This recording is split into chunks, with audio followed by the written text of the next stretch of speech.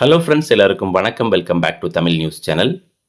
அரசு ஊழியர்கள் மற்றும் ஓய்வூதியர்களுக்கு தினசரி வெளியாகக்கூடிய பல்வேறு முக்கியமான தகவல்களை தொடர்ந்து வீடியோ வடிவில் அப்டேட் பண்ணிட்டே வர்றோம். அந்த வரிசையில் இன்றைய தினம் 8வது ஊதியக்குழுவில் ஒரு அரசு ஊழியர் அல்லது ஓய்வூதியருக்கு என்னென்ன மாதிரியான சம்பள உயர்வு அல்லது அலவன்சஸ் உயரப்போகுது அப்படின்றத பற்றின முழுமையான விவரங்களை வீடியோவில் தெரிஞ்சுக்கலாம். வீடியோவை ஸ்கிப் பண்ணாமல் முழுமையாக பாருங்கள். வீடியோ பிடிச்சனா கண்டிப்பாக லைக் பண்ணிவிட்டு உங்களுடைய நண்பர்களுடன் ஷேர் பண்ணிக்கோங்க. இதுபோல் தினசரி வெளியாகக்கூடிய முக்கியமான அப்டேட்டுகளை மிஸ் பண்ணாமல் தெரிஞ்சுக்க நம்ம சேனலை சப்ஸ்கிரைப் பண்ணிக்கோங்க. வாங்க வீடியோக்குள்ள போகலாம். மத்திய மற்றும் மாநில அரசினுடைய பல்வேறு துறைகளிலையும் பணியாற்றக்கூடிய லட்சக்கணக்கான அரசு ஊழியர்கள் மற்றும் ஓய்வூதியர்களுக்கு நீண்ட நாட்களாக இருந்து வந்த ஒரு குழப்பத்திற்கு விடை கிடைச்சிருக்கு அப்படின்னு சொல்லலாம். அதாவது 8வது ஊதியக்குழு அமைப்பதற்கு மத்திய அமைச்சரவை கடந்த வாரம் ஒப்புதல் அளிச்சிருந்தாங்க. ஒரு பிரஸ் கான்ஃபரன்ஸில் மத்திய அமைச்சரவர்களே நேரடியாக தெரிவிச்சிருந்தாங்க. ஸோ இந்த தகவல் வந்ததுலேருந்து தொடங்கி பார்த்தீங்கன்னா, இந்த ஊதியக்குழுவில் எவ்வளவு இப்போ ஃபிட்மெண்ட் ஃபேக்டர் இருக்கும், ஊதிய உயர்வு எவ்வளவு இருக்கும், ஓய்வூதியர்களுக்கு எவ்வளவு அந்த ஓய்வூதியத்தில் கூடுதல் இருக்கும், இந்த மாதிரி பல்வேறு யூகங்களும் பார்க்க முடியுது.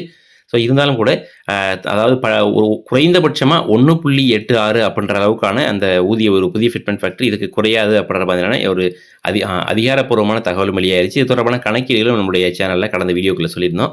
ஸோ தற்பொழுது 8வது ஊதியக்குழுவில் இந்த அடிப்படை ஊதியத்தில் மாற்றம் தவிர்த்து என்னென்ன மாதிரியான அலவன்சஸ் எல்லாம் உயரப்போகுது அப்படின்ற பற்றின தகவலை பார்க்கலாம். ஸோ முதலாவதாக ஒரு அரசு ஊழியர், அது மத்திய அரசு பணியில் இருந்தாலும் சரி, மாநில அரசு பணியில் இருந்தாலும் சரி, அரசு ஊழியர்களுக்கு அடிப்படை சம்பளம் தவிர்த்து கட்டாயம் கிடைக்கக்கூடிய ஒரு அலவன்ஸ் பார்த்தீங்கன்னா டிஆர்எஸ் அலவன்ஸ், அதாவது டிஏ. அதே போல் ஓய்வூதியர்களுக்கு டிஆர்னு சொல்லுவாங்க.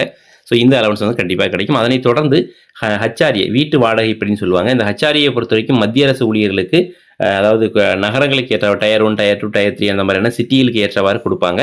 ஸோ அதே போல் மாநில அரசை பொறுத்த வரைக்கும் அந்தந்த மாநிலத்தினுடைய அந்த ஊதிய குழுக்கள் என்ன பரிந்துரை கொடுக்குறாங்களோ அதை பேஸ் பண்ணி தான் இருக்கும். தமிழக அரசை பொறுத்த வரைக்கும் பார்த்தீங்கன்னா மத்திய அரசு மாதிரி வந்துட்டு இப்போ மத்திய அரசாங்கத்தை பொறுத்த வரைக்கும் 10, 20, 30 அப்படின்ற மாதிரி கேட்டகரிகளை கொடுத்து வர்றாங்க. அதாவது அது எவ்வளோ பெரிய கிராமமாக இருந்தாலும் குறைந்தபட்சம் அடிப்படை ஊதியத்தில் 10% ஹச்ஆர்ஏவானது கிடைக்கும். அதே போல் இரண்டாம் நிலை நகரங்களில் 20%, முதலாம் நிலை நகரங்களில் வந்துட்டு 30% அகவலைப்படியானது மத்திய அரசு கொடுத்து வராங்க. ஆனால் தமிழக அரசை பொறுத்த வரைக்கும் அந்த மாதிரி இல்லை. கிராமப்புறங்களில் மிகவும் சொற்பமான தொகையில் தான் வந்து ஹச்ஆர்ஏ வந்துட்டு அரசு ஊழியர்கள் பெற்று வராங்க.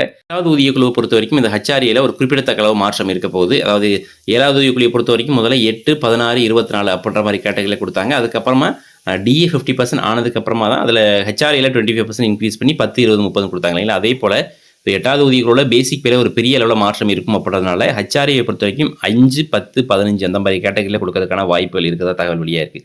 ஸோ 3ஆம் நிலை நகரங்களில் 5%, 2ஆம் நிலை நகரங்களில் 10%, முதலாம் நிலை நகரங்களில் வந்துட்டு 15% வந்துட்டு ஹச்ஆர்ஏ கொடுக்கறதுக்கான வாய்ப்புகள் இருக்குது.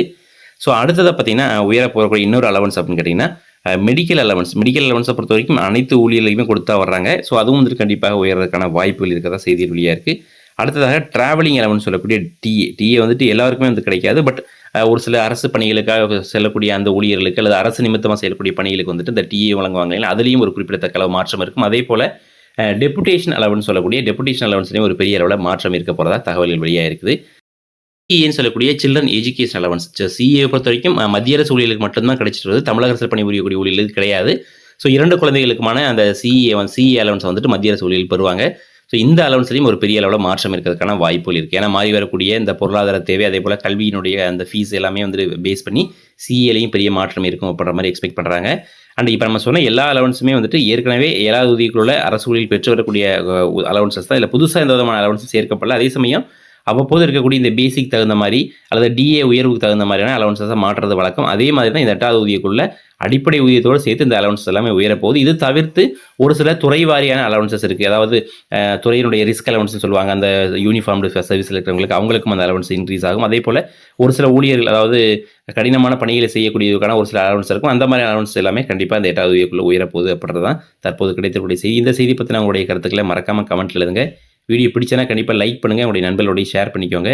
இதுபோல் தினசரி வெளியாகக்கூடிய முக்கியமான அப்டேட்டுகளை மிஸ் பண்ணாமல் தெரிஞ்சுக்க நம்ம சேனலை சப்ஸ்கிரைப் பண்ணிக்கோங்க. மீண்டும் சந்திப்போம். நன்றி, வணக்கம்.